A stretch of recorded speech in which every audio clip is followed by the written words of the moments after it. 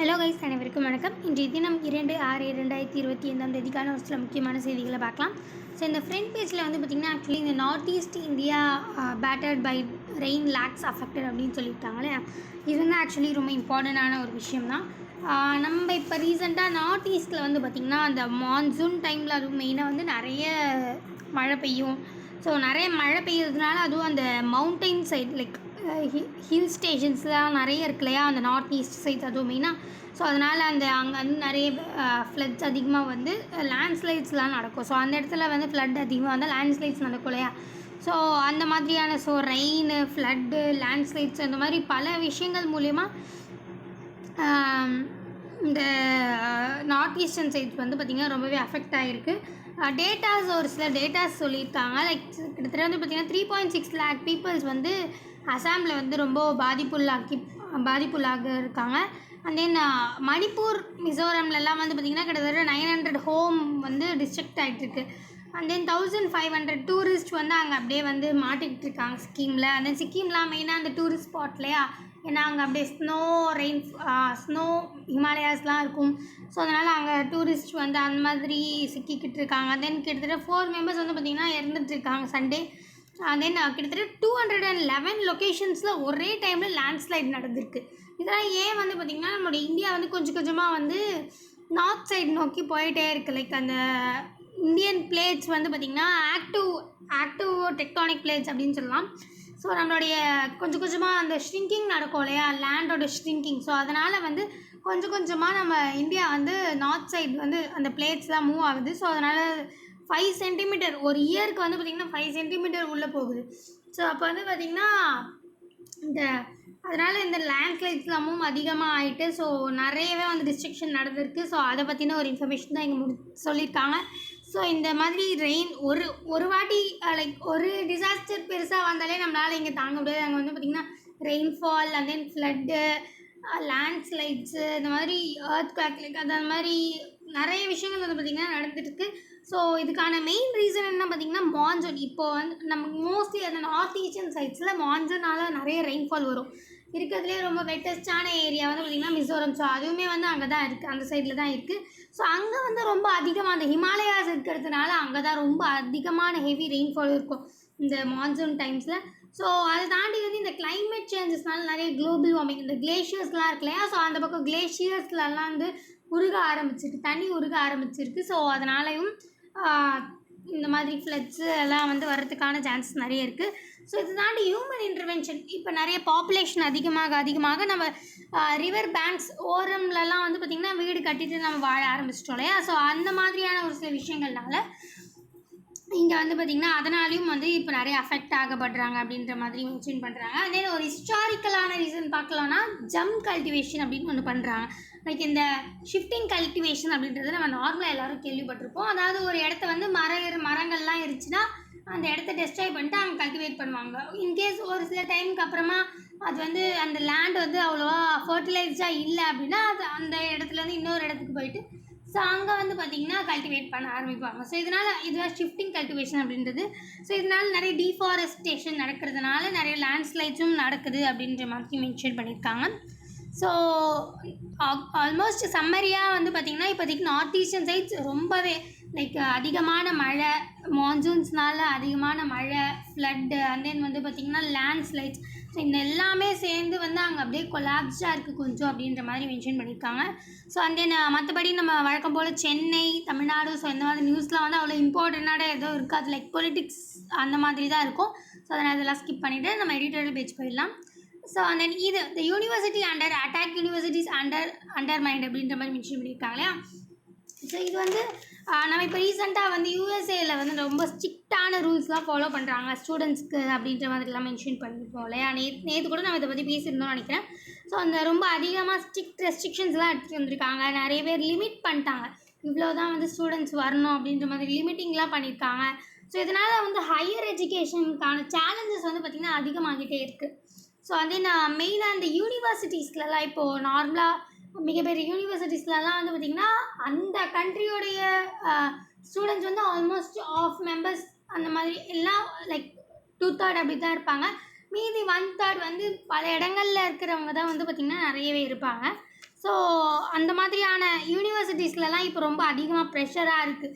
ஏன்னா வந்து நிறைய ஸ்டூடெண்ட்ஸ் வந்து வரமாட்டாங்க இல்லையா? ஸோ அந்த மாதிரி அங்கே வந்து ப்ரெஷர்டாக இருக்குது இந்த பொலிட்டிக்கல் இஷ்யூஸ்னால. அண்ட் தென் இதை தாண்டி வந்து பார்த்திங்கன்னா நிறைய காலேஜஸ், நிறைய யூனிவர்சிட்டிஸ் வந்து கவர்மெண்ட் வந்து ஆக்குபை பண்ண ட்ரை பண்ணுறாங்க. ஸோ அவங்க வந்து அவங்களுடைய டார்கெட்ஸ் வந்து இனோவேஷனில் இல்லாமல் கவர்மெண்ட் நம்மளை இன்டர்வென்ட் பண்ணுறாங்களே, நம்ம இடத்த வந்து பிடிச்சிக்கிறாங்களே, ஸோ அதில் தான் வந்து அவங்க கான்சன்ட்ரேஷன் போகுது.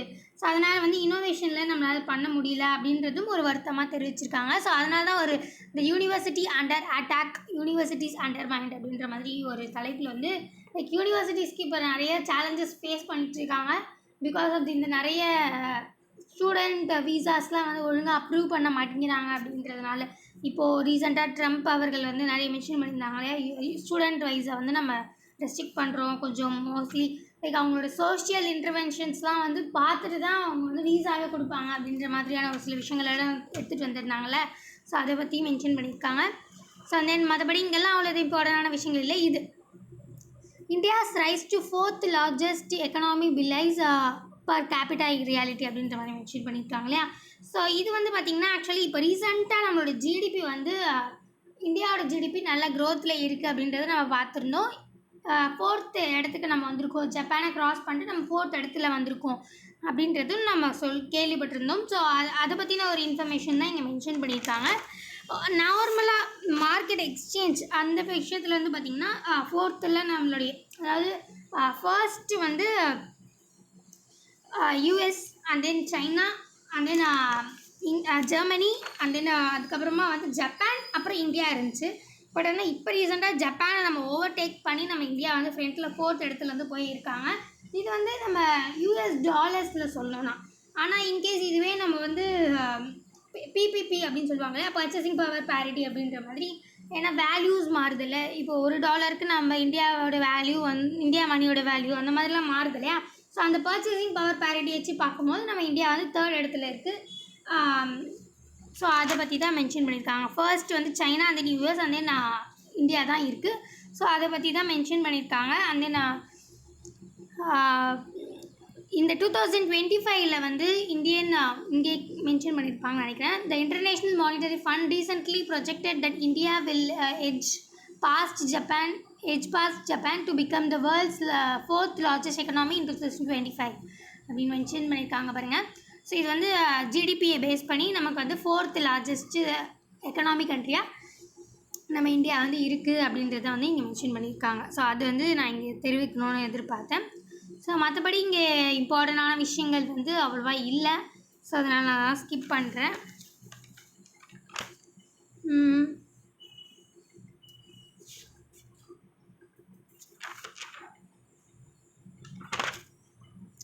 ஓகே, இங்கே போகலாம். So GST collections remain above ₹2 trillion in May அப்படின்னு மென்ஷன் பண்ணியிருக்காங்களே. ஸோ இந்த ஜிஎஸ்டி அப்படின்னா என்ன அப்படின்றது மோஸ்ட்லி எல்லாருக்குமே தெரிஞ்சது தான், goods and service tax. So இது வந்து ரீசெண்டாக இப்போ ஏப்ரல் அண்ட் மேல வந்து பார்த்திங்கன்னா நிறையவே கலெக்ட் பண்ண ஆரம்பிச்சிருக்காங்க அப்படின்ற மாதிரி மென்ஷன் பண்ணியிருக்காங்க.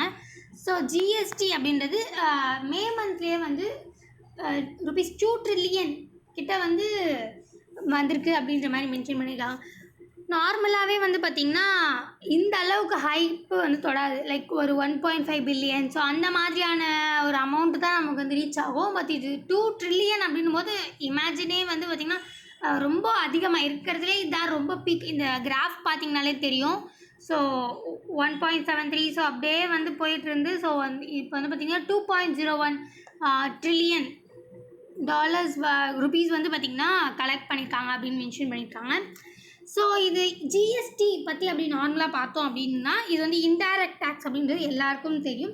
ஸோ ஜிஎஸ்டி வந்து பார்த்திங்கன்னா சிஜிஎஸ்டி, எஸ்ஜிஎஸ்டி, ஐஜிஎஸ்டி அப்படின்னு 3 வந்து கூட லைக் சென்ட்ரல் ஸ்டேட் அந்த மாதிரி 3 வந்து நம்ம வந்து வாங்குவாங்க.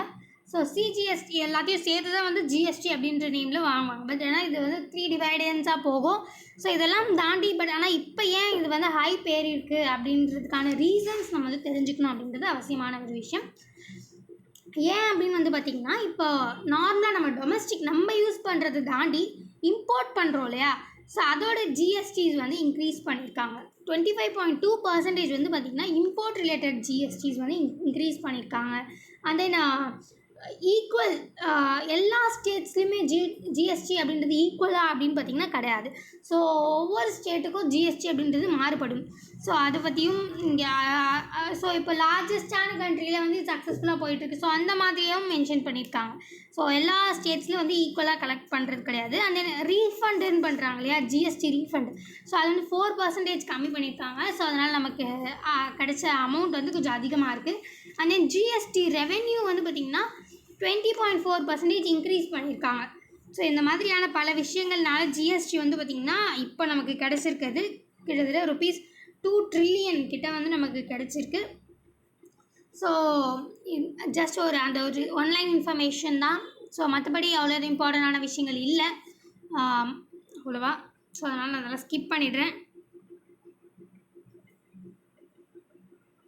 ஆனால் இதுவுமே India and Europe union set to conduct joint naval exercise அப்படின்னு சொல்லியிருக்காங்க இல்லையா. இதுவுமே கொஞ்சம் லைட்டாக ஜஸ்ட் ஒரு ஒன்லைன் நியூஸ் தான். இதுவுமே மேரிடைம் பார்ட்னர்ஷிப் நம்மளும் யூரோப்பியன் யூனியனும் நம்ம வந்து இருக்கோம் அப்படின்றது இப்போ ரீசெண்டாக கூட நம்ம பார்த்துருந்தோம். 2 பேரும் சேர்ந்து நிறைய நேவல் எக்ஸசைஸ்லாம் வந்து பண்ண போகிறோம். So European union naval force அதை வந்து EUNAVFOR அப்படின்ற மாதிரி மென்ஷன் பண்ணுறாங்க. இங்கே மென்ஷன் பண்ணியிருக்காங்க பாருங்கள். ஸோ இது வந்து பார்த்திங்கன்னா நம்ம கூடிய சீக்கிரத்தில் வந்து நிறைய எக்ஸசைசஸ்லாம் வந்து நம்ம ஒன்றா பண்ண போகிறோம் அப்படின்றது தான் இந்த நியூஸ். ஸோ இதனால் நம்மளுடைய மேரிடைம் செக்யூரிட்டி வந்து நல்லா ஒரு ஸ்ட்ரென்த்தாக ஆகும். ஏன்னா நம்மளுடைய இந்தியாவில் வந்து பார்த்திங்கன்னா ஒரு மேஜரான டெரரிசம் சடனாக என்ட்ரி அப்படின்னு வந்து பார்த்திங்கன்னா மேரிடைம் மூலமாக கடல் வழியாக தான் ரொம்ப அதிகமாக டக்குன்ட்டு வர முடியும். ஸோ அதனால் அங்கே வந்து நம்ம செக்யூர்டாக வச்சுருக்கணும் அப்படின்றது அவசியமான ஒரு விஷயம். அதை தாண்டி வந்து பார்த்திங்கன்னா நம்மளோட இந்தியாவோட கோஸ்டல் லைன், அதாவது அந்த கடலை ஒட்டி இருக்கிற ஏரியாஸ் வந்து பார்த்திங்கன்னா கிட்டத்தட்ட 11,090 kilometers வந்து கோஸ்ட் லைன் ஏரியாஸாக இருக்குது. ஸோ அதனால் நம்ம மெயினாக வந்து மேரிடைம் செக்யூரிட்டிஸை வந்து நம்ம டிபெண்ட் பண்ணியிருக்கிறது ரொம்ப இம்பார்ட்டன்ட். நம்ம அதில் வந்து கான்சன்ட்ரேட் பண்ணுறது அப்படின்றது ரொம்ப இம்பார்ட்டண்ட்டான ஒரு விஷயம். ஸோ அது மூலயமா நிறைய ஸ்மக்லிங் இதெல்லாமே தடுக்கலாம் அப்படின்னு, ஸ்மக்லிங், டெரரிசம், ஸோ இதெல்லாமே கொஞ்சம் முடிஞ்ச அளவுக்கு தடுக்கலாம் அப்படின்ற மாதிரி மென்ஷன் பண்ணியிருக்காங்க. ஸோ அந்த EUNAVFOR அதாவது இந்த யூரோப்பியன் யூனியன் செட் வந்து பார்த்திங்கன்னா நம்மளுடைய மும்பை போர்ட் வந்து ஃபர்ஸ்ட் விசிட் பண்ணியிருக்காங்க. லைக் May 26 to இந்த June 1 இப்போ தான் வந்து நடந்திருக்கு. ஸோ இவங்க இடையில் நல்ல ஒரு பேச்சுவார்த்தை நடந்திருக்கு. நல்ல ஒரு மேரிடைம் கோஆப்ரேஷன்ஸ் தான் வந்து நமக்குள்ள வந்து இதுக்கப்புறம் அப்கமிங்கில் இருக்கும் அப்படின்ற மாதிரி நம்பப்படுது. ஸோ அதை பற்றின ஒரு நியூஸ் தான் இங்கே மென்ஷன் பண்ணியிருக்காங்க. மற்றபடி இங்கெல்லாம் அவ்வளோ இம்பார்ட்டண்டான விஷயங்கள் இல்லை. ஸோ அதனால் அதெல்லாம் ஸ்கிப் பண்ணிடுறேன். ஓகே, ஸ்போர்ட்ஸ்லேயும் அவ்வளோ இம்பார்ட்டண்டான விஷயங்கள் இல்லை. இது வந்து பார்த்திங்கன்னா ஜஸ்ட் ஒரு எல்லோரும் தெரிஞ்சிக்க வேண்டிய ஒரு விஷயம். Indian summers are getting hotter but have we lost the ability to adapt அப்படின்ற ஒரு நேமில் லைக் ஒரு கொஷின் மார்க் மாதிரி சயின்ஸில் வந்து மென்ஷன் பண்ணியிருக்காங்க. ஸோ இதில் நம்ம எல்லாருக்கும் தெரியும் நம்ம இந்தியாவோட டெம்பரேச்சர் கொஞ்சம் கொஞ்சமாக இன்க்ரீஸ் ஆகிட்டே தான் இருக்குது. இதுக்கான காரணம் like climate change, global warming, நிறைய கார்பன் டை ஆக்சைடு எமிட் ஆகிறது. ஸோ இந்த மாதிரி பல விஷயங்கள் தெரிஞ்சாலும் நம்ம இந்த சம்மர் டைம்ஸில் நம்மளுக்கு பொதுவாக இப்போது இந்த ஒரு டெக்னாலஜிக்கல் எராவில் வந்து பார்த்திங்கன்னா சம்மர் டைமில் இந்த ஃபேனுக்காக இருக்கட்டும் சரி, ஏசிஸ்க்காக இருக்கட்டும் சரி, இல்லை கூலர்ஸ், இது எல்லாத்துக்குமே வந்து பார்த்திங்கன்னா டிமாண்ட் அப்படின்றது ரொம்ப ஹைப்பில் ஏறுது. ஸோ அந்த ஒரு பாயிண்ட்டை வச்சு தான் இங்கே வந்து கொஷின் மார்க் மாதிரி எழுப்பியிருக்காங்க.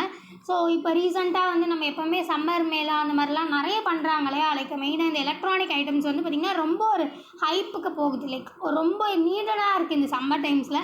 ஸோ இதெல்லாம் நம்ம அதிகமாக யூஸ் பண்ணுறதுனால டிமாண்ட் நம்ம இதுக்கு முன்னாடி எனர்ஜி ரொம்ப அதிகமாக டிமாண்டட் தேவையானதை விட கம்மியாக தான் நமக்கு கிடைக்கிது அப்படின்ற மாதிரிலாம் நம்ம பார்த்ததுனால ஸோ இன்னும் இந்த மாதிரி ப்ராடக்ட்ஸ் யூஸ் பண்ணும்போது நமக்கு டிமாண்டு தான் இன்னும் இன்க்ரீஸ் ஆகும். எனர்ஜிக்கான லைக் எலக்ட்ரிசிட்டிக்கான டிமாண்டு. ஸோ நமக்கு பட் ஆனால் ரொம்ப traditional and then most use இப்போ வரைக்கும் மோஸ்ட் யூஸ்னா கிட்டத்தட்ட 70% ஆஃப் தி எலக்ட்ரிசிட்டி தெர்மல் யூனிட்ஸால் தான் நமக்கு வந்து கிடைக்கிது.